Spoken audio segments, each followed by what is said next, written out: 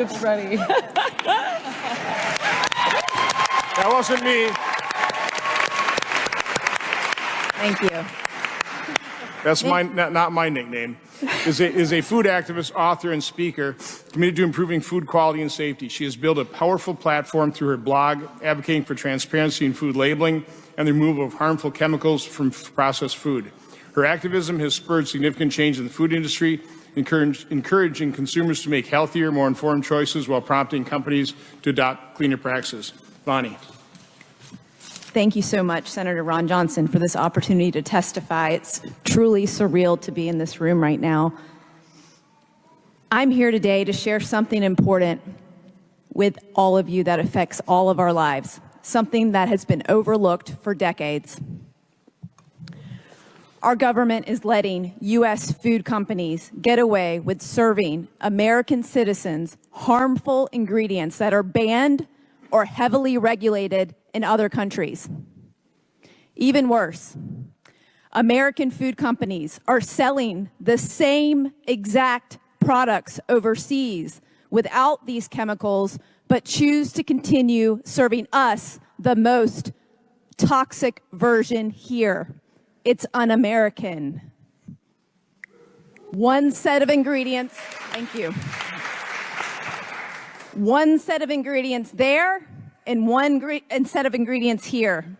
Let me give you some examples. Thank you. You want to do my honor. Here we go. My Vanna White, everybody. This is McDonald's French fries. I would like to argue that probably nobody in this room has not had a McDonald's French fries, by the way. Nobody raised their hand during the staff meeting earlier today. In the US, there's 11 ingredients. In the UK, there's 3, and salt is optional. An ingredient called dimethylpolysiloxane is an ingredient preserved with formaldehyde, a neurotoxin, in the US version. This is used as a foaming agent so they don't have to replace the oil that often, making McDonald's more money here in the United States. But they don't do that across the pond.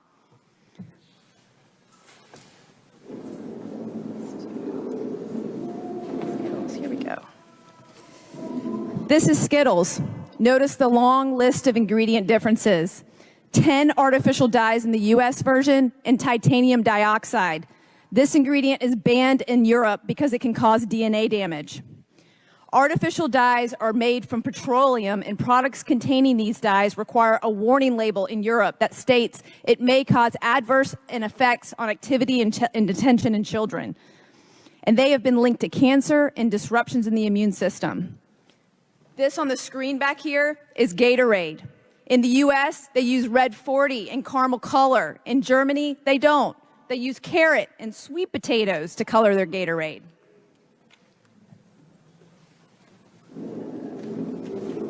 Oh, Doritos next. Doritos.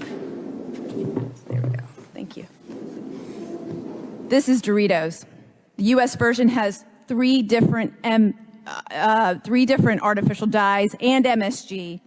The UK version does not. And let's look at cereal.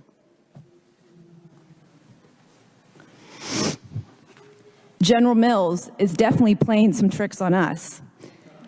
They launched a new version of Trix just recently in Australia. It has no dyes. They even advertise that when the US version still does. This is why I became a food activist. My name is Vani Hari, and I only want one thing. I want Americans to be treated the same way as citizens in other countries by our own American companies.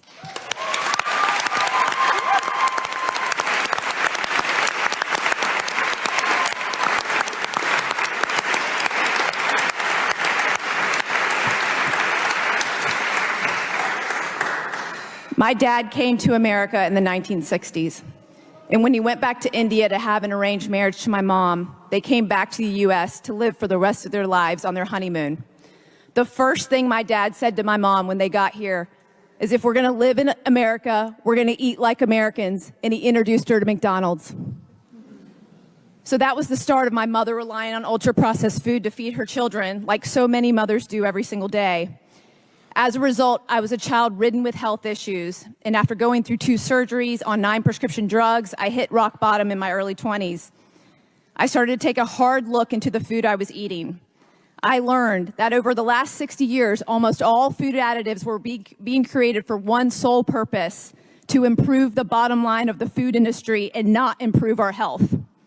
These chemicals were created to mimic real food, to make it easier and cheaper for food manufacturers to preserve their food, to make it last longer on the shelf, to help manufacturing, and sinister of all, to allow them to create products that are more addictive in nature.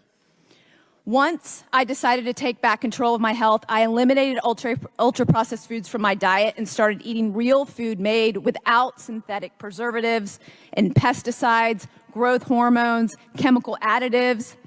I went off every single prescription drug and realized a life I never thought was possible.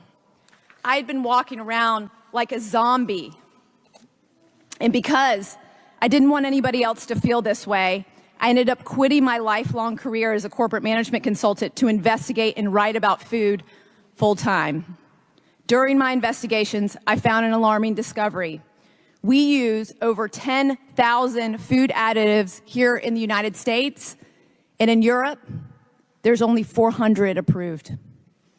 In 2013, I discovered that Kraft was producing their famous mac and cheese in other countries without artificial dyes. They used Yellow 5 and Yellow 6 here. I was so outraged by this unethical practice that I decided to do something about it. I launched a petition asking Kraft to remove artificial dyes from their products here in the United States. And after 400,000 signatures and a trip to their headquarters, Kraft finally announced they would make the change. I also discovered Subway was selling sandwiches with the chemical called azodicarbonamide in their bread in other countries. This is the same chemical they use in yoga mats and shoe rubber. You know when you turn a yoga mat sideways and you see the evenly dispersed air bubbles? Well, they wanted to do the same thing in bread, so it would be the same exact product every time you went to a Subway. When the chemical is heated, studies show that it turns into a carcinogen. Not only is this ingredient banned in Europe and Australia, you get fined $450,000 if you caught using it in Singapore. If we were able to get, when this, what's really interesting is when this chemical is heated, studies show that it turns into a carcinogen. Not only is this ingredient banned, but we were able to get Subway to remove azodicarbonamide from their bread in the United States after another successful petition.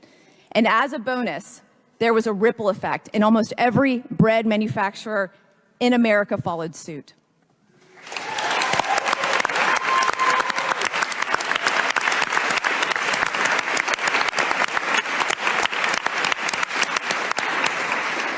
For years, Starbucks didn't publish their ingredients for their coffee drinks. It was a mystery until I convinced a barista to show me the ingredients on the back of the bottles they were using to make menu items like their famous pumpkin spice lattes.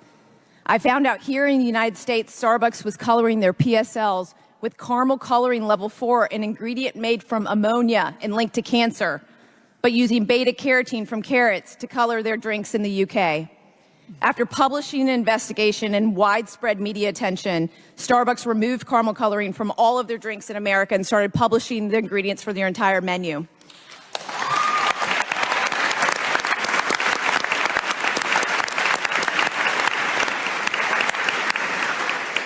I want to make an important point here. Ordinary people who rallied for safer food, shared this information, and signed petitions were able to make these changes. We did this on our own. But isn't this something that the people in Washington, our elected politicians, should be doing?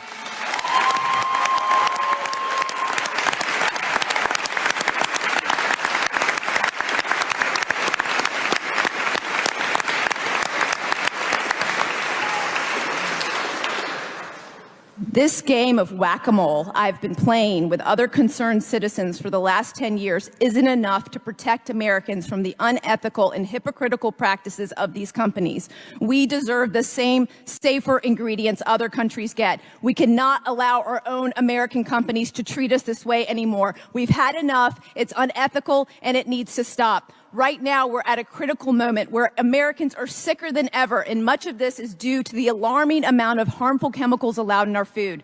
Asking companies to remove artificial food dye would make an immediate impact. They don't need to reinvent the wheel. They already have the formulations, as I've shown you. Consumption of artificial food dyes has increased by 500% in the last 50 years, and children are the biggest consumers. Yes, those children. Perfect timing. 43% of products marketed towards children in the grocery store contain artificial dyes. Food companies have found in focus groups, children will eat more of their product with an artificial dye because it's more attractive and appealing. And the worst part, American food companies know the harms of these additives because they were forced to remove them overseas due to stricter regulations and to avoid warning labels that would hurt sales. This is one of the most hypocritical policies of food companies, and somebody needs to hold them accountable. The FDA is asleep at the wheel. They've admitted they're not capable of regulating all these chemicals in our food, and the food companies are using the lack of regulation to their advantage. But now, there's a significant wave of public awareness spreading about this corruption, and more people are asking for change. Many of the people in this room I see in the audience. Our grassroots movement is continuing, and I'm now asking for your support. Right now, we are petitioning Kellogg's because the government hasn't taken up this issue. Right over the border, this box of Fruit Loops is from Canada. It's colored naturally with watermelon, blueberry, and carrot juice. This is the U.S. version. It contains 4 different artificial food dyes with the preservative BHT, which is an endocrine-disrupting chemical linked to cancer. In 2015, Kellogg's announced plans to remove dyes from their cereals by the end of 2018, but they never did. Instead, they kept producing new cereals for children with these dyes and preservatives, using the most popular toddler songs and movies to hook modern children of today, like Baby Shark cereal and Disney's Little Mermaid, targeting the most vulnerable children. We now have over 111,000 signatures on our petition to ask Kellogg's to finally serve Americans the same cereals they are serving other countries. I'm going to be delivering these petitions to Kellogg's headquarters in Battle Creek, Michigan next month on October 15th. Mark your calendar. With many of the health leaders in this room, and I'm inviting all concerned citizens to join me, including all the politicians here today and in Washington and both presidential candidates.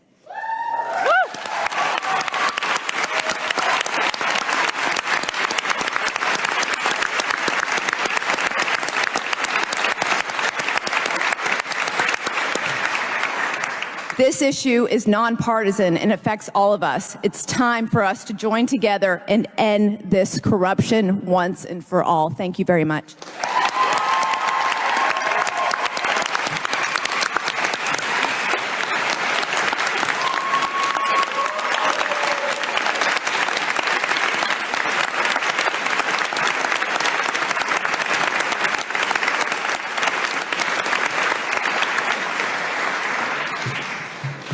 Well, Bonnie, first of all, thank you for all your hard work on our behalf. And I was going to ask you a question, but you already asked it yourself. I mean, isn't that what the FDA should be doing?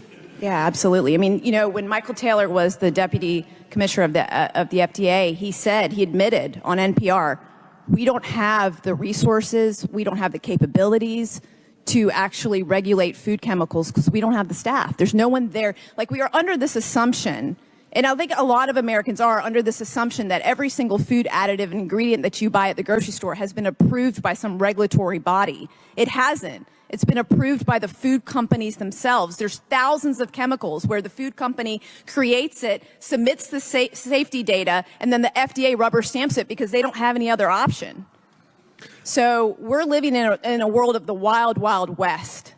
It wouldn't be that hard to compare the 10,000 ingredients to the what? 400. 400 in Europe and start there, right? Yeah, I love it. So, well, apparently this is a 1-2 punch here, right? Yep. So our next presenter is Jason Karp. Jason is the founder and CEO of Human Co., a mission-driven company that invests in and builds brands focused on healthier living and sustainability. In addition to Human Co., Jason is the co-founder of Hue Kitchen, known for creating the #1 premium organic chocolate in the U.S. My wife will appreciate that. Prior to Human Co., Jason spent over 21 years in the hedge fund industry, where he was the founder and CEO of an investment fund that managed over $4 billion. Jason graduated summa cum laude from the Wharton School of the University of Pennsylvania. Jason. Thank you for having me, Senator. Let me just first start by saying it's such an honor to be here, and I'm so proud to call Vonnie one of my partners. We are a 1-2 punch. It's going to be tough to follow that one. And I also had just a couple comments before I give my prepared remarks that are a bit more optimistic. Some of the problems that were talked about today are actually not that hard. They're just hard to conclusively prove. Casey mentioned that we're having a spiritual crisis right now, and that partially entails the fact that we've lost our North Star. We have an over-reliance on scientific studies at the expense of common sense.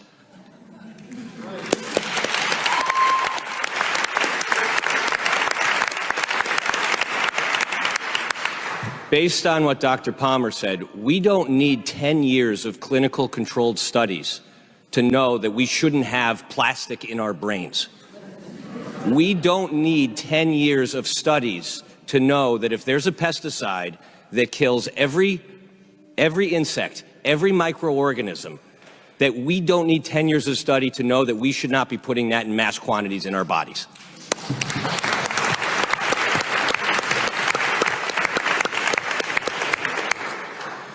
So now to the prepared remarks.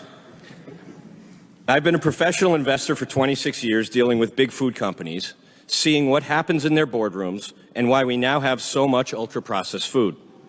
With proof there are ways to responsibly scale food, I am also the co-founder of Hue Kitchen, a health food company where we created the #1 premium chocolate in the U.S. without using chemicals, synthetics, and being 100% organic. And this is a deeply personal issue for me today.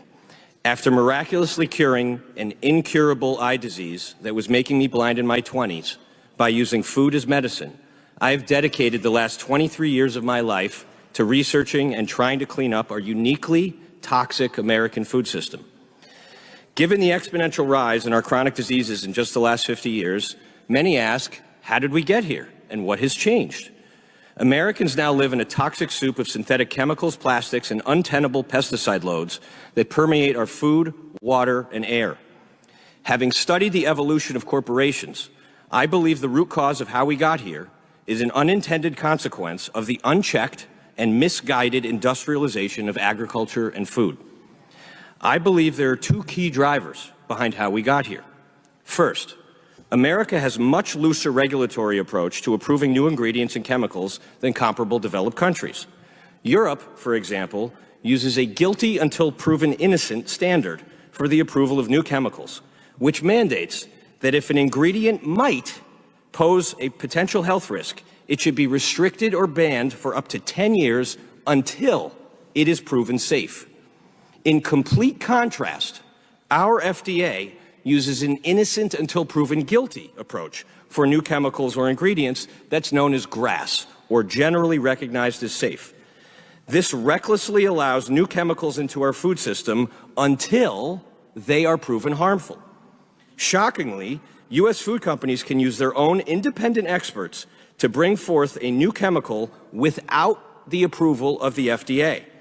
It is a travesty that the majority of Americans don't even know they are constantly exposed to thousands of untested ingredients that are actually banned or regulated in other countries. To put it bluntly, for the last 50 years, we have been running the largest uncontrolled science experiment ever done on humanity without their consent. Why should America, the greatest country on earth, be the last developed nation to protect its people?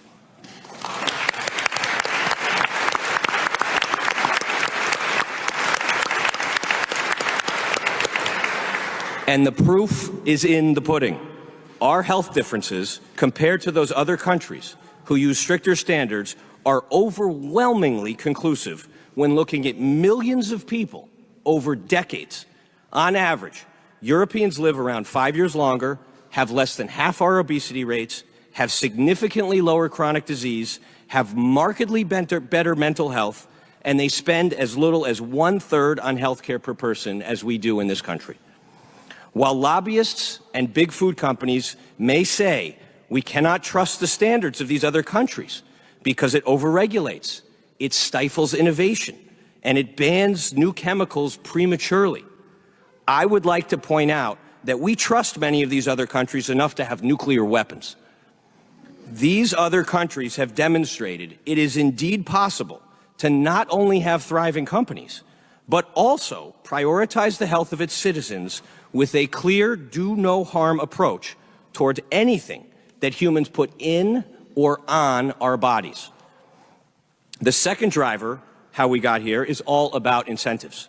U.S. industrial food companies have been myopically incentivized to reward profit growth, yet bear none of the social costs of poisoning our people and our land. Since the 1960s, America has seen the greatest technology and innovation boom in history. As big food created some of the largest companies in the world, so too did their desire for scaled efficiency. Companies had noble goals of making the food safer, more shelf-stable, cheaper, and more accessible. However, they also figured out how to encourage more consumption by making food more artificially appealing with brighter colors and engineered taste and texture. This is the genesis of ultra-processed food. Because of these misguided regulatory standards, American companies have been highly skilled at maximizing profits without bearing the societal costs. They have replaced natural ingredients with chemicals, they have commodified animals into industrial widgets, and they treat our God-given planet as an inexhaustible, abusable resource. Sick Americans are learning the hard way that food and agriculture should not be scaled in the same ways as iPhones. After watching this go on for too long and spending a lot of time with Vani, earlier this year, I filed a shareholder activist letter against Kellogg for selling a less safe, inferior version of their cereals to American families. As Vani pointed out, very few Americans know that Kellogg sells a safer, cleaner version of their cereals in Europe than the ones they sell here. They use more chemicals in the U.S. version because it is more profitable and because we allow them to. The absurd question we should all be asking today is why shouldn't American children receive the safest version of products that Kellogg already makes? To highlight the perverse incentives, Senator, Kellogg declined to meet with us and effectively told us that American children prefer the brighter colors. And they will continue selling the more toxic versions as long as it's, quote, compliant with applicable, relevant laws, which is why I'm here today. We need your help to stop this behavior.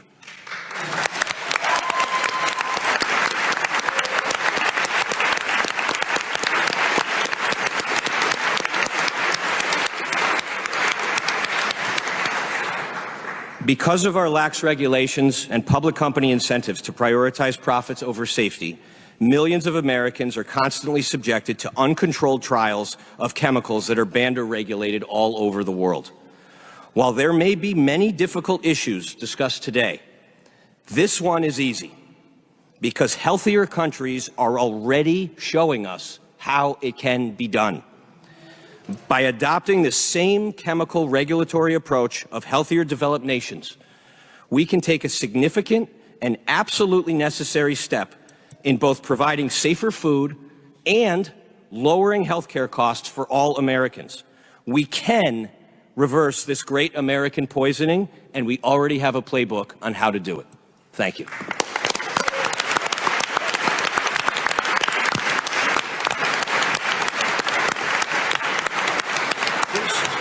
So a question for both of you combined. You've done the research into these different chemicals, and you talked about dyes and make it more colorful, so more attractive to children. What are the other attributes? I mean, what else do they gain out of this? You know, better preservatives? I mean, what, you know what I'm saying? I mean, we can say... Artificial food dyes are cheaper, and they are brighter. And the reason that I chose to use artificial food dyes in my public activist letter is because there's basically no counter argument. Many of the things discussed today I think there is a nuanced debate. But with artificial food dyes, they have shown all over the world that they can use colorants that come from fruit. This is the Canadian version. This is the Great. brightness of the Canadian version, just for visibility. And this is the brightness of artificial food dyes. So, of course, Kellogg and other food companies will argue children prefer this over this, just as they would prefer cocaine over sugar. That doesn't make it okay. But I think...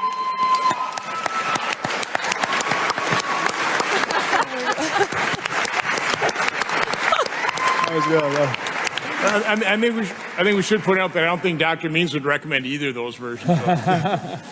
Got to start somewhere. Senator, can I just say one thing as Jason and Vonnie were talking, it brought me back to working for the food industry. We used to pay conservative lobbyists to go to every office and say that it was the nanny state to regulate food. And I think that's as a conservative myself, something that's resonated.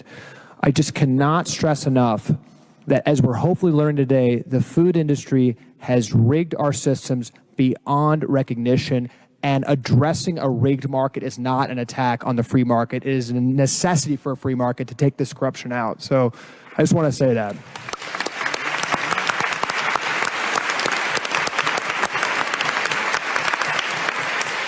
Well, again, thank you, Vonnie and Jason. I think we'll just go right down the list there, or the line. Our next presenter is Jillian Michaels. Ms. Michaels is a globally recognized fitness expert, entrepreneur, and best-selling author. With her no-nonsense approach to health, she's inspired